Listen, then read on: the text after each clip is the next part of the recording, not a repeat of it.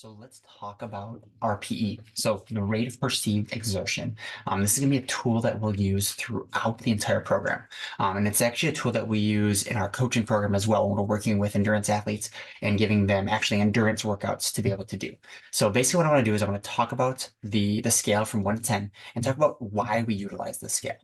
Most people in the endurance world utilize either pace or heart rate as their metrics to measure change and to put in work.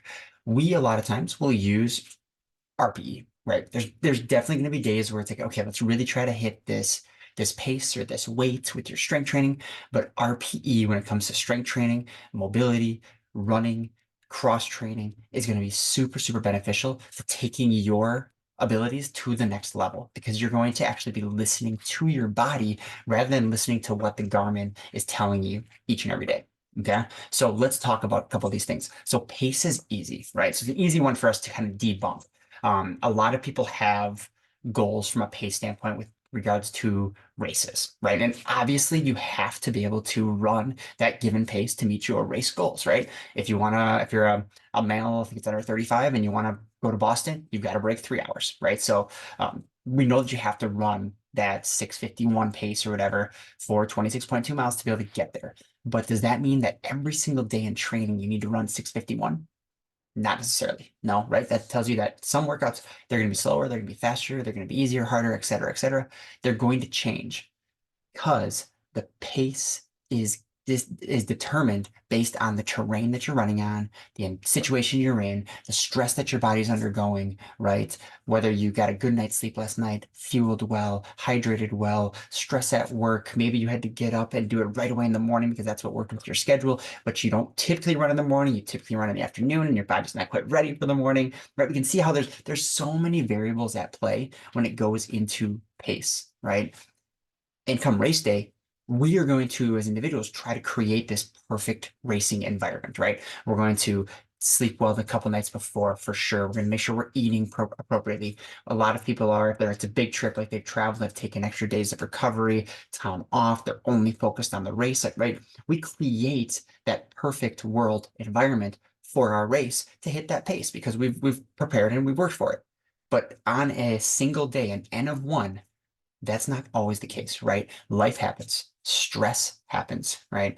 We're human beings. A lot of people are working hard. They have families. They have things that they've got going on. It's going to be challenging, right? So the other things with pace, and this is going to tie in with heart rate as well, is terrain specific, right? So obviously running a 7-minute mile on a hilly course versus a flat course versus a downhill course or on the grass or on the trails, they're all totally different, right? So we have to specify that pace to our given event.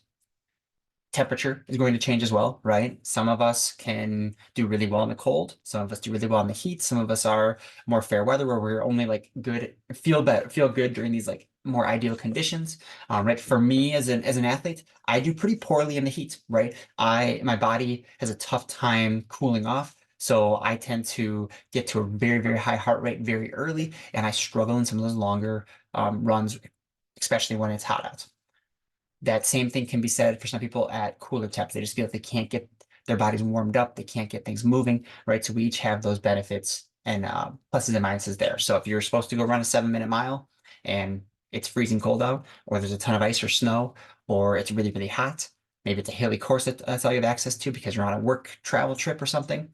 Obviously, you have to modify those. And what do you modify those off of? You use RPE instead of the time. Heart rate. So let's talk a little bit about heart rate before we go into the RPE scale. So heart rate is also a tough one because heart rate is modifiable, right? So a lot of people will use their heart rate zones that they want to stick in, but your hydration levels significantly modify your heart rate, right? If you are dehydrated and you have lower blood volumes, then your heart rate's going to be naturally elevated because it has to be able to circulate that blood to meet your cardiac output demands for that given event, right? So we're artificially increasing that because of purely a hydration status, right? Same thing goes for like lactate threshold levels, right? So a lot of people will do a test or use their a calculator online and find their race pace and their lactate threshold and live and die by that lactate threshold.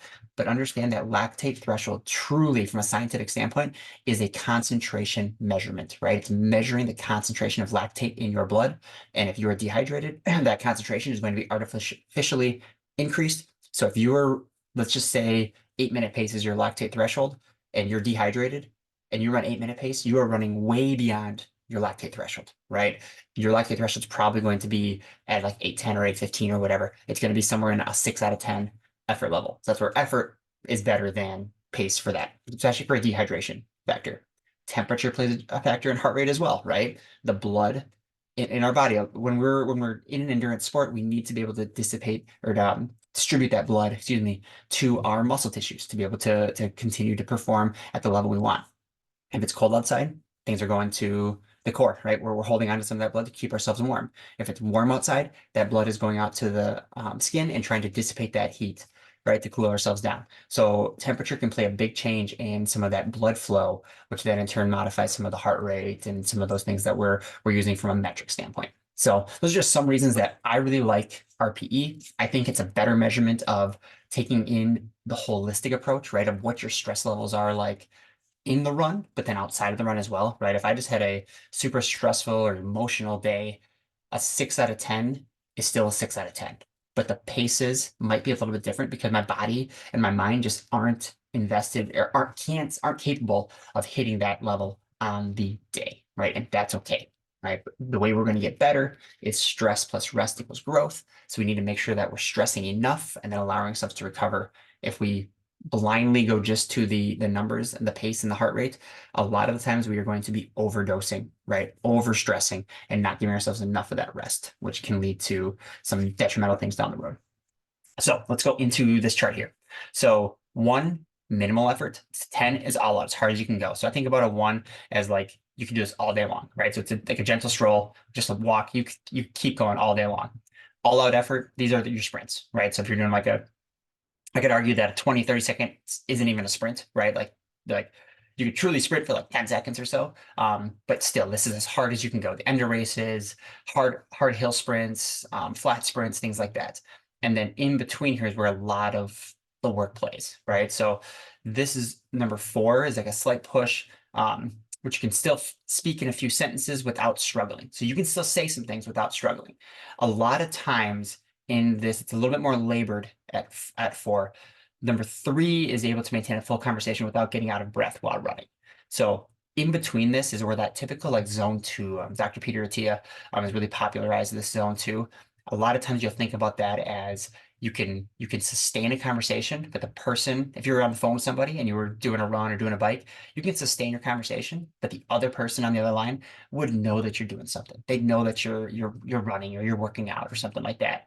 So that's, I would say, more towards a 4. So kind of your zone 2, based off of Dr. Peter Attia's work, not based off of your heart rate zones, is a 4 out of 10. And that gets confusing for people. A lot of times I think about lactate threshold at a 6 out of 10. You can sustain it for about 30 or 60 minutes. So this is like, it's uncomfortable, but it's on that comfortable side of hard, right? So you can sustain this for a longer period of time. When we do lactate threshold work, a lot of times we're having athletes work there. A lot of the strength stuff that we're starting with goes in from like a 5 to a 6. And then as you progress from building from base phase to building phase to peak phase, you're working up in this more 8 range where things get pretty hard, 8 or a 9, where you're trying to be able to get to very, very high levels of output. 9 is about a minute or so. I think about 8 is like 5K efforts. So in that 9 range is going to be like 3K efforts and faster. The 7 is starting to push beyond what you can do in that hour. So some people, this is going to be in that like 10K range, 10K or faster range, depending on the individual. So for folks, a lot of times it makes sense to be able to tie the RPE to like a race effort because if you have done those races, but if you're someone who hasn't done that race, then it's gonna be harder for you to do. So what you can use then is you can use the description, right? You can do this easily with a full conversation. Can't even tell that you're working. 4, are you running and having a conversation, but have to catch your breath every few times, especially if you talk super fast like me. You're talking and then a couple bigger breaths, you're back in your conversation.